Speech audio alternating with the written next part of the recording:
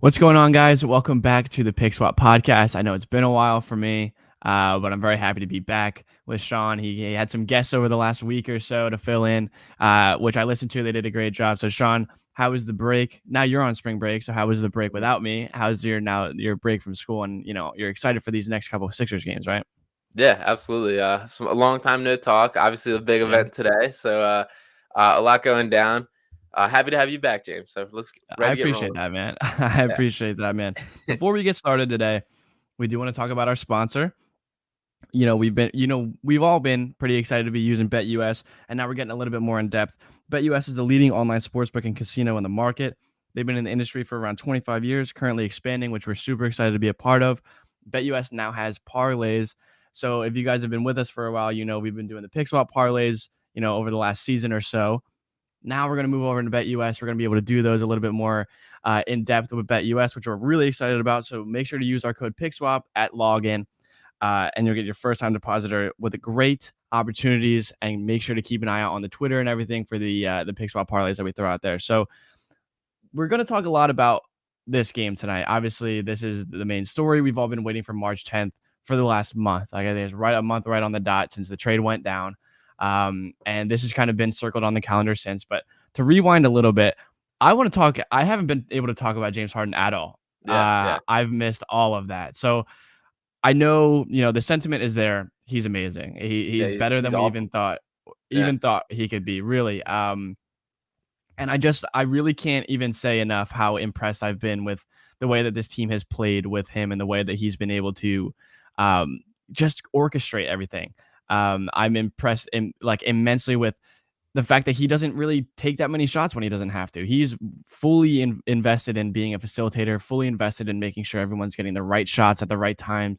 Guys like Maxey obviously has been incredible since Harden's emergence here. Also Niang and guys like Thibault. We know Harris has struggled, but Embiid has still been just as good, if not better. So, to kind of cover my bases here, this has been an amazing, week or so with him being in the lineup that I haven't really gotten to talk about yet. And I'm, obviously I'm very excited for the future with this. But really, when I look at this is the type of player that we kind of thought the Sixers needed. hmm And it's amazing to watch it in action. So I know that I just didn't get a chance to say that before.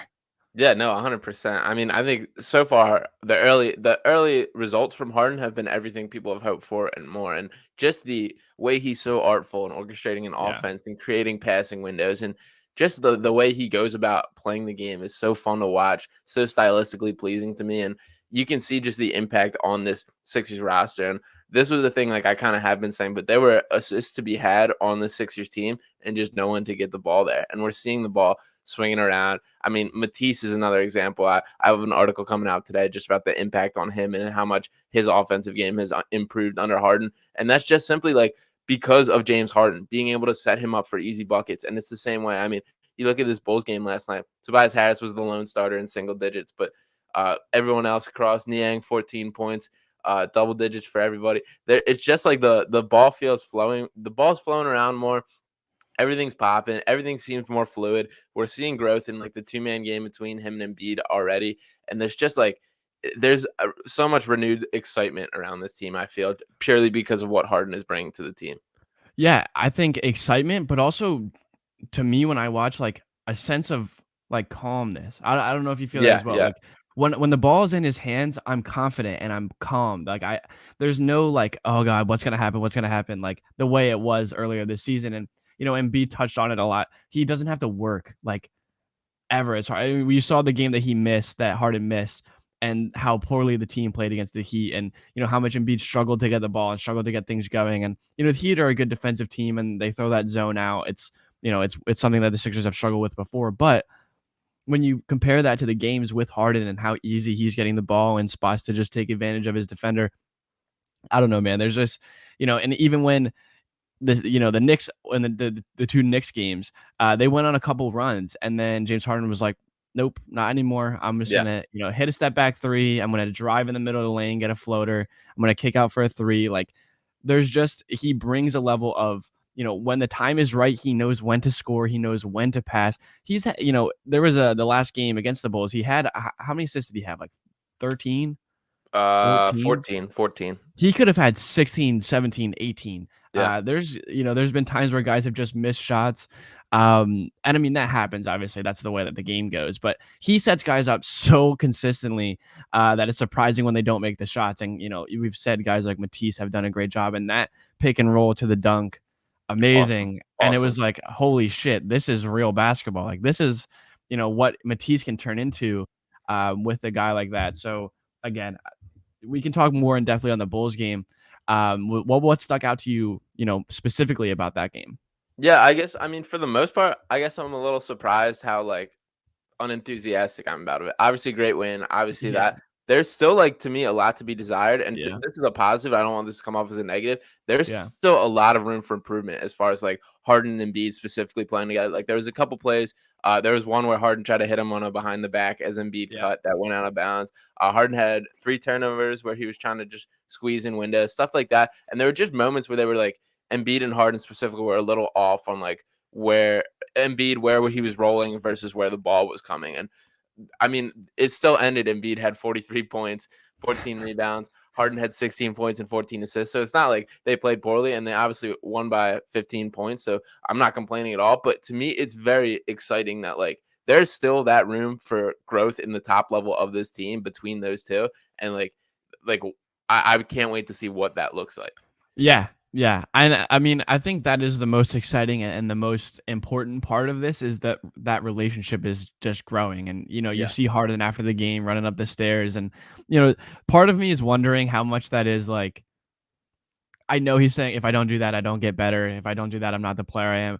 I know, and I love it. I trust me, I love it. But I do wonder how much of that is kind of like a little bit of pandering and a little bit of like, "Look Oh, at me, I'm 100%. working my ass off. I'm working my ass off here because I wanted to be here." Which, again, like I said, is amazing to see that he was putting that for us, like for the fans and for this team.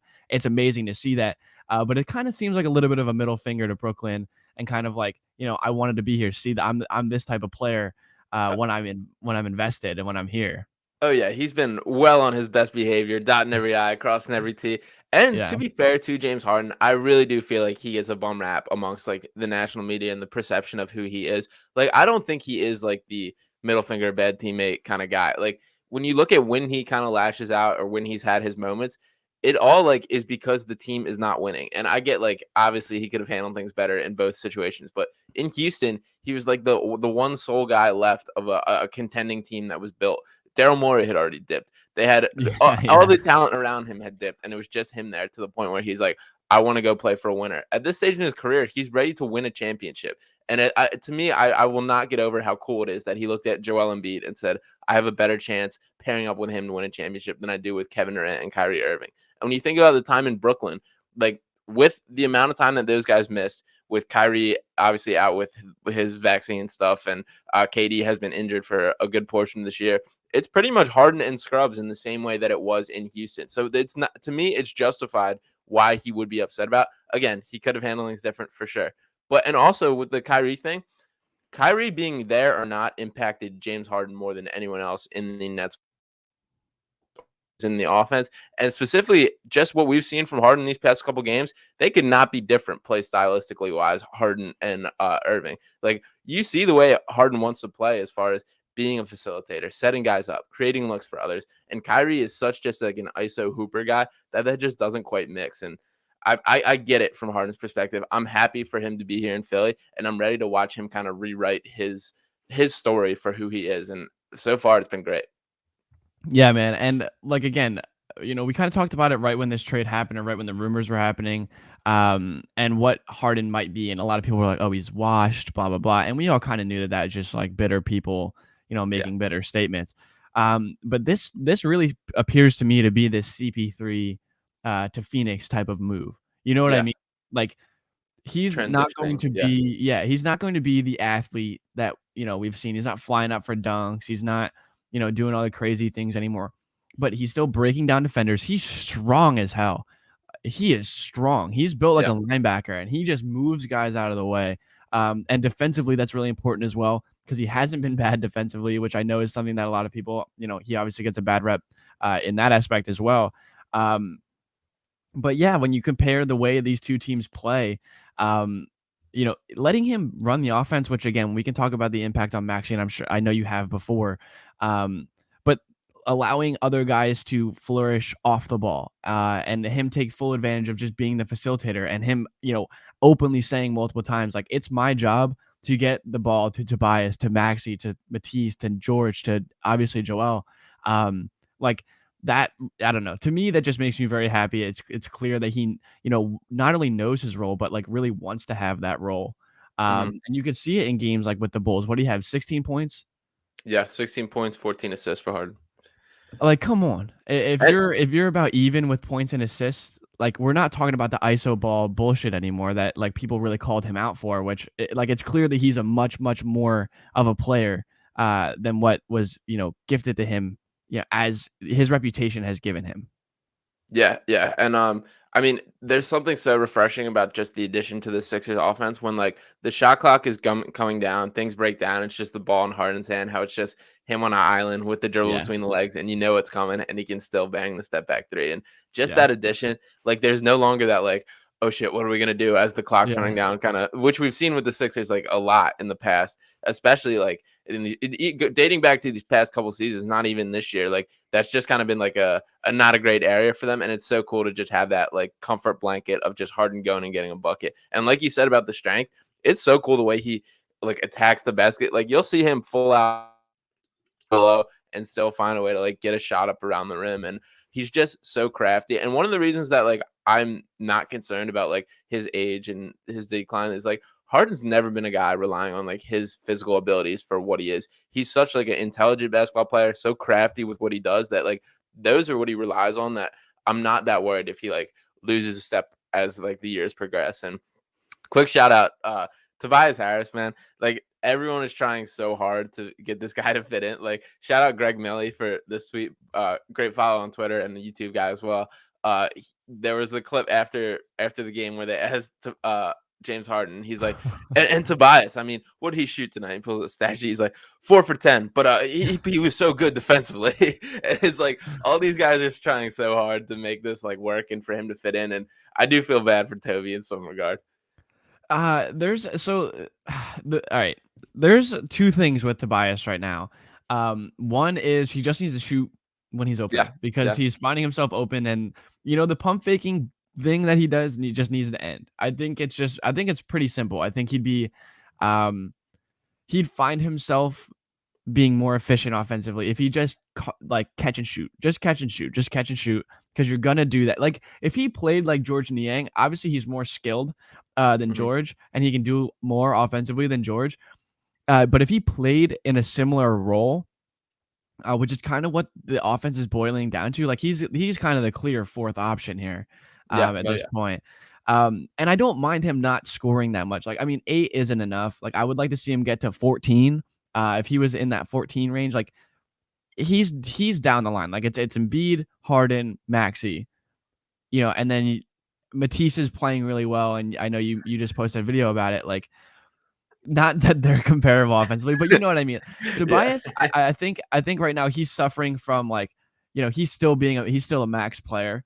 I think people still want him to be producing at a high level, but in the same time, he is now down the pecking order, and his role is changing. And he's molding into that. I think that he'll get there. I do think that this is probably his last season here. For sure. But like I think that with him being a professional and taking this smaller role. And if he can find a way to just be productive in that role and define it a little bit more clearly, I don't have a problem with that. And I think, there's a lot of Tobias slander that's happened over like this year specifically. And me included, I've been critical of Tobias, but I think if he's a professional throughout this season and he's able to handle this role change and this minimal role, and defensively, if he's able to step up, like I want to talk about the defensive, you know, matchups tonight. But if he's able to be a good defensive player, we need him to rebound a little bit better. Actually, a lot better. But like, you know what I mean? Like, if I think there should be respect given to him if he's willingly taking this role and being actively adapting, because it's important to this team's success. Yeah, no, I it's not an easy thing to do from Tobias' perspective to just like he was the number 2 option all until this Harden trade, and now has been like hopped by 2 guys because of James Harden coming here and because of Maxi's just growth and what he's able to do, the freedom that he has on a basketball court now. That's kind of a hard pill to swallow, regardless of who you are, and especially Yeah. for a guy who's been in the league for so long, who is well regarded as a vet, and like I do it's not easy what he's going through and what he's doing. And I do feel bad for how critical things are sometimes. At the end of the day, there's one ball. I don't really care who's scoring it. I don't really care where the points come from. As long as it adds up to more points, but more points than the other team scores, we should all be Yeah. happy with that. And I think Toby kind of gets that. Again, it's not easy. Also, I just love George Niang, man. Like Yep. Niang is like flying up the list of like my favorite play or favorite like role players of all time. And just the way he just talks his shit, dances around, brings the energy. I can't get enough George Niang, and he's been terrific. And he just lets it fly. I mean, 4 of 7 from last night. That George Niang's ready to. It's such the opposite of Tobias in that respect that he's just ready to sling it the second he gets it, and that little like kind of one hand follow through thing that he does. And I don't know. I just love the guy. I'm so happy he's here. What a great signing this offseason, and it looks awesome next to Harden as well. Yeah, I think we can say awesome signing. I think the perfect signing, like Yeah, the perfect addition for the perfect price. George Niang, like he just is Philadelphia. He just is. He gets the fans. He gets the city. He gets the mantra, the way. And he's he goes out. He said he picks someone and he yells at them after he makes a shot. He's fearless. He wants to take the big shots. I think he's been empowered by Harden, in the way that Harden's kind of told him like your job is to score from three, and you can't do that if you're bullshitting around. You got to shoot threes. So get 10, go take 10, yeah. and you're gonna make 5.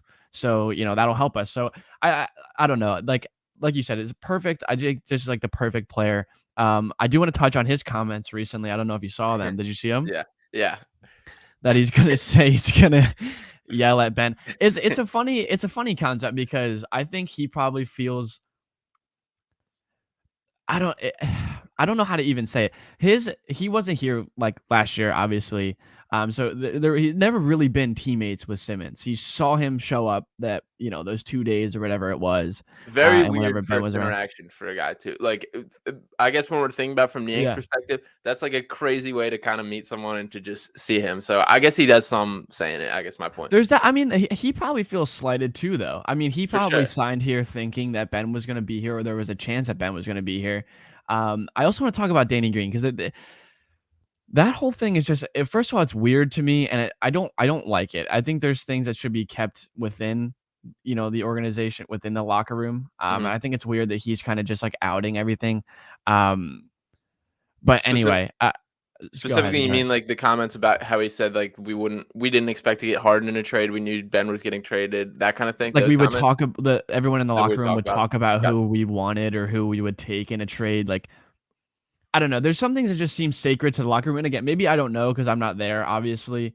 But there's just things that seem I don't know. yeah. It also just makes I think it paints the Sixers in a poor light, in a way, but I don't know because that's a whole different conversation. But to go back to Niang, he said he was going to point out Ben and kind of yell at Ben and make it And a he point will. to He will. oh, and he He will. will, and I cannot wait for it. I cannot wait for it. The second he hits a three, he's gonna immediately turn around and just because you see him do that, like he'll Yeah. hit a three and just immediately find somebody, I don't know who, and just yell at somebody. The Heat game I was watching. So Niang shot 1 for 7 from 3 in this game. After he hits the one, the camera cuts right to him, and he's pointing front row to fan and just shut the blank up out of his mouth. And I'm just like, I just love this guy. He doesn't care Yeah. whatsoever how it's going. And I'm glad you're coming to the dark side on the whole Simmons situation as a whole, as far as this. So it is going to be very interesting to see what happens tonight. So, and here's the thing. So I was just watching. I was just watching ESPN, before we got on here, and I turned it off because it's Yeah, miserable and it's yeah, a shitty way, for them to go about this because they don't really know. What's her name? Monica McNutt or Molly McNutt? I don't know if you know who this is, but yeah. her and Brian Windhorst, who has been redeeming himself. Let's be honest, has The been redeeming. trade He was zone, right all along. They were in the deal zone, I think they the called it. deal zone. Yeah, Yeah. But he was saying, like, he was talking about the situation and he was right. And then she was saying that, Ben defensively is going to provide more for the Nets than Harden ever did offensively, and that the Insane. Nets have more offensive firepower even without Kyrie than the Sixers do. And he was laughing at her, saying it's not 2014 anymore. LaMarcus Aldridge is not an all-star, and Blake Griffin isn't an all-star, and it's not who you think they are. But regardless, Simmons is going to come in tonight. He's going to use this as a way to, I don't know, fulfill this grievance or prove that the Sixers fans treated him poorly. And let me go on record here, because this is something I've been wanting to say, and I've been having a hard time finding a way to articulate it in the best way. Sixers fans, Philadelphia fans will always get this reputation of they're too hard on their players, they're blah blah blah, they're rude, they're mean, they're aggressive, whatever. Those things all may be true, but I'll tell you what, Sixers fans, like a guy like George Niang, has never had the amount of love as a player as he gets from here. A guy like TJ McConnell, a guy like all these, Joel Embiid, specifically, but a guy like James Harden. You come in here and you embrace this city, you embrace these fans, you embrace the grind that is a basketball season, and you're going to that love and that heart is going to be reciprocated. Ben Simmons didn't do that. Mm-hmm. Ben Simmons never did that. And all the things that he ever outwardly did was all a play. It was all an act. He did not give a shit. And I hate to have come to that realization, but it's true. And he still does not. Yeah.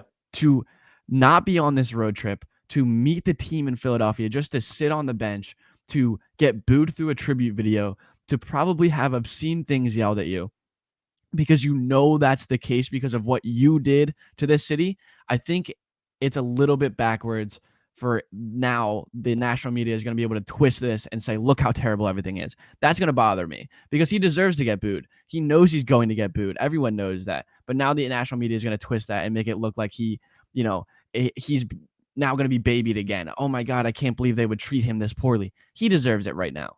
I don't think he deserves, saying terrible, terrible things about him is one thing, but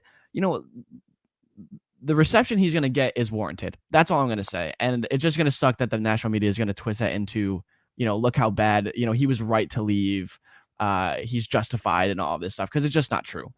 Yeah, for sure. I mean, I think Philly fans could give him a standing ovation tonight, which will not happen, and it still would be twisted. It would be funny, but it still will be twisted in like a way that paints Ben in like the sacred light and makes Philly fans look bad. And at the end of the day, the goal on his end is to just get his money back.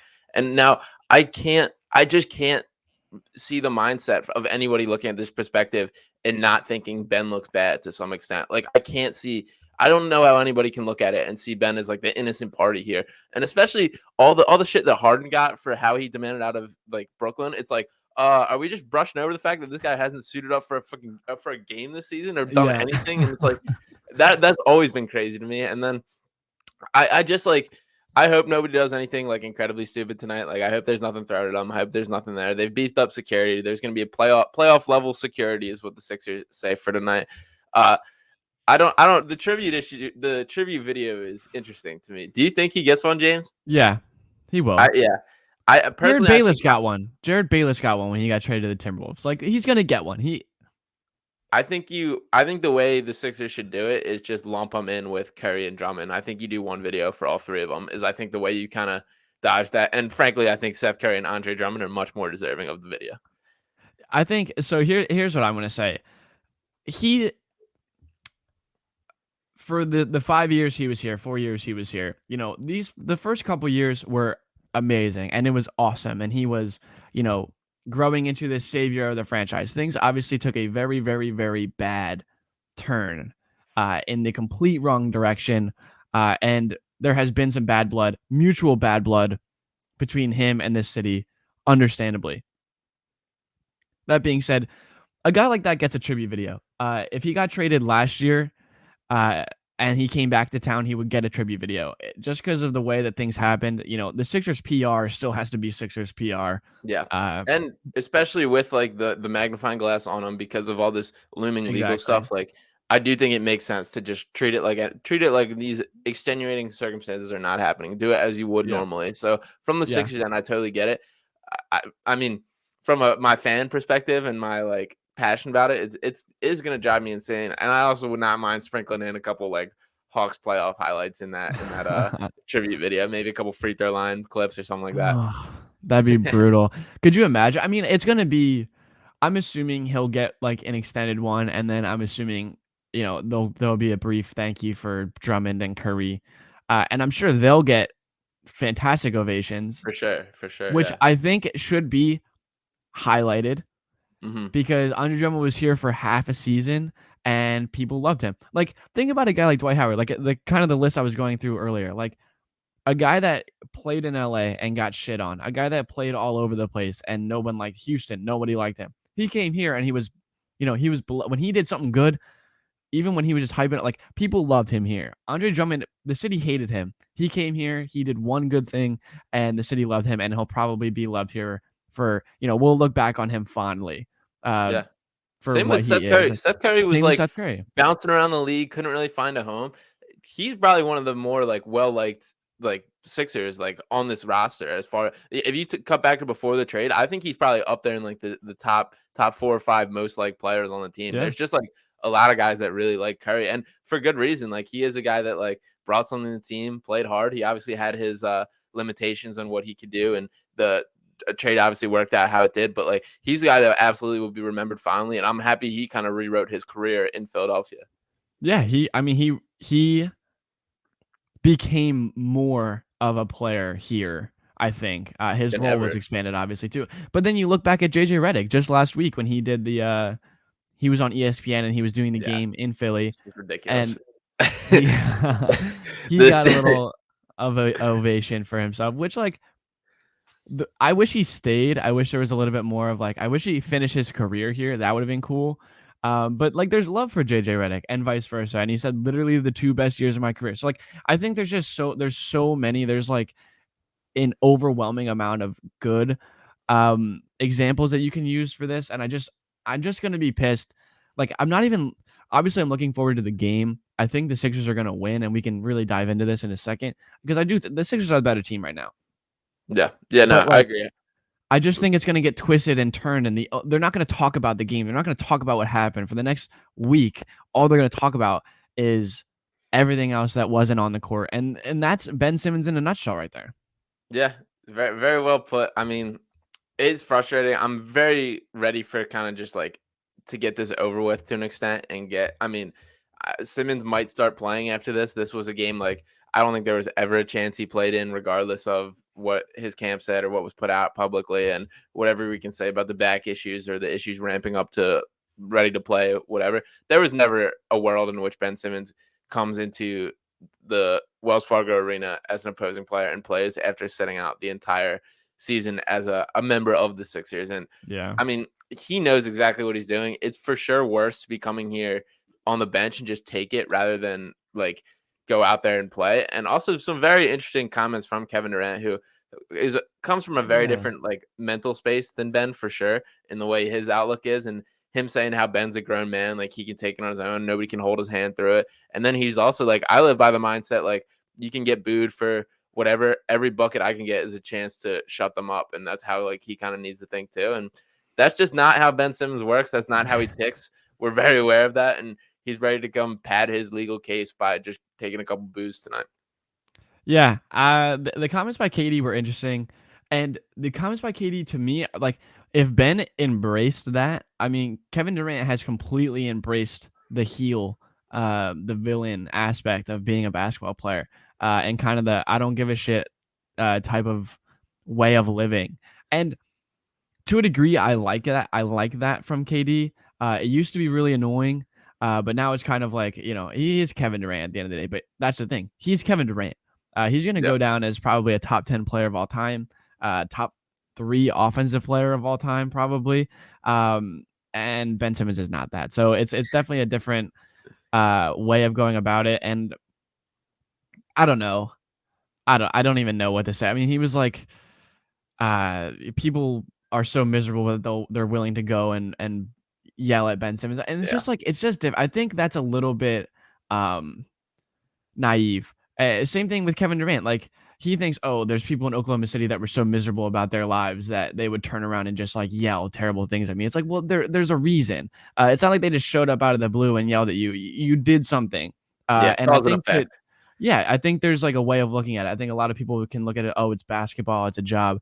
It's much more than that. And anyone that's played a sport knows that it's much more than that. And when you do shit like this, there's, I don't want to say repercussions, but things happen because of what you did. And if you think that these people are just miserable about their lives and they just need an outlet to get their anger out, I think that's naive to say, and I think that's a little bit ignorant, because a lot of people put stake in this. A lot of people pay money to go see these games. A lot of people bought jerseys. A lot of people have lifelong connections to these teams.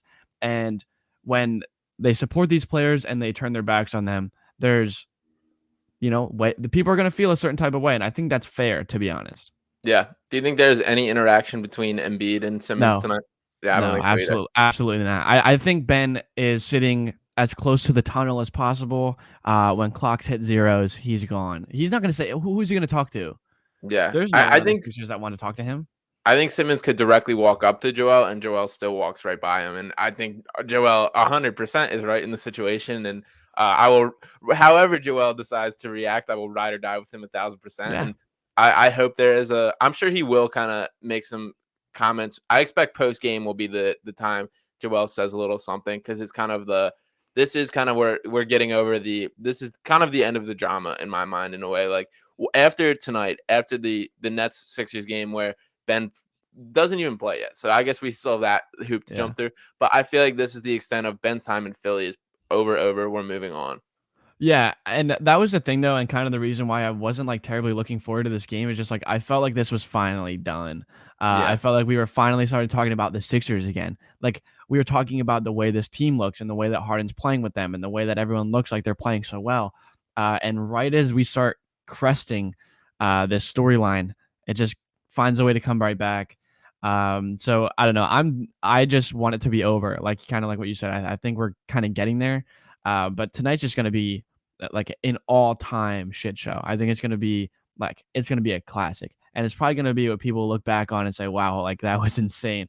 Um, Tickets are going for like $800, like Yeah. up, like nosebleeds, and people are talking about spending hundreds and hundreds of dollars on this game. So let's talk about the actual game though, because I wanted to talk about the defensive matchups a lot. Hmm. My assumption is that Matisse will start on Kyrie, Hmm. Maxey on Curry. And does Bruce Brown start for them? I assume if he does, Harden will be on him, Yeah. and then Tobias will be on KD, and then Yeah. whoever's in. And then Because Drummond and Embiid likely. yeah, Yeah, that all sounds right to me. I mean, I think they need to, and this was one of my biggest criticisms of Seth Curry, which yes, is defensive end. Like that's kind of where I got my point and why I was open to trading him, why I didn't see him in the long term plans of the Sixers team. The Sixers should attack Seth Curry defensively every single possession, and if Maxi's the guy he's guarding, they should absolutely do that he's a gonna have 1,000% of the 35. time. Yeah, Maxi will go for 45. That's the case. You're absolutely right. There's zero chance Seth Curry has the athleticism to stick with Maxi or just the skill. And if that's the matchup, which I could see them trying to put Curry on Matisse as the way. I think there's still ways that the Sixers can exploit that as far as cutting Pick and and roll. just lobs, pick and roll 100%. So Curry's the guy I have circled on the Nets roster for where the Sixer point of attack should be offensively. I hope they take advantage of that to the full extent, and I definitely think there's points to be had there. Yeah, absolutely. I was gonna say that as well. I mean, Kyrie also. The Sixers have size here. The Sixers have, when you talk about Tyrese, physically speaking, he's not like the most imposing, but he will keep with Curry. They're about the same height. He'll stick with him defensively, and Curry can't do that to him. You know what I mean? Mhm. Who's Kyrie gonna guard? Is Kyrie gonna guard like? Because then you had to pick: is Kyrie gonna stay on Maxi, and then Curry might go on Matisse? Then you just go pick and roll. If Curry's gonna switch onto Harden, you know, field day. We're talking Yeah. about, wide open buckets. When you talk about pick and roll with Drummond, I know again, we talked about we like Drummond a little bit. He can't hang. Unfortunately for him, he can't.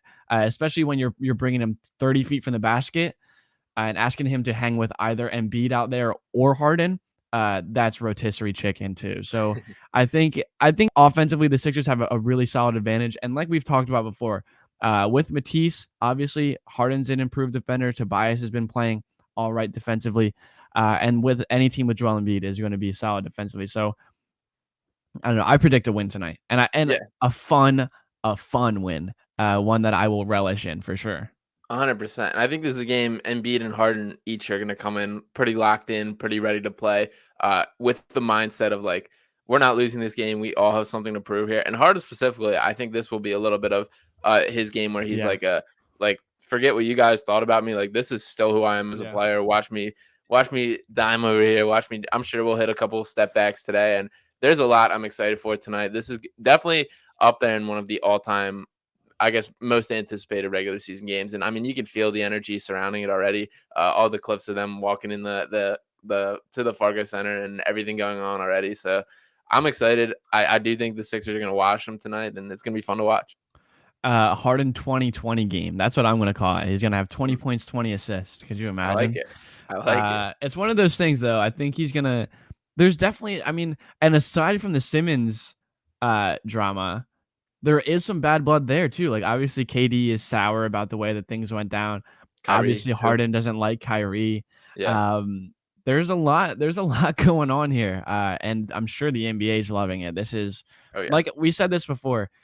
No reality show has ever done it the way that the NBA can do it. And specifically the 76ers. So before we close this out, there's been some ongoing rumors recently, and some interesting ones. Bradley Beal has Yeah. not signed an extension, is out for the rest of the year because he had wrist surgery.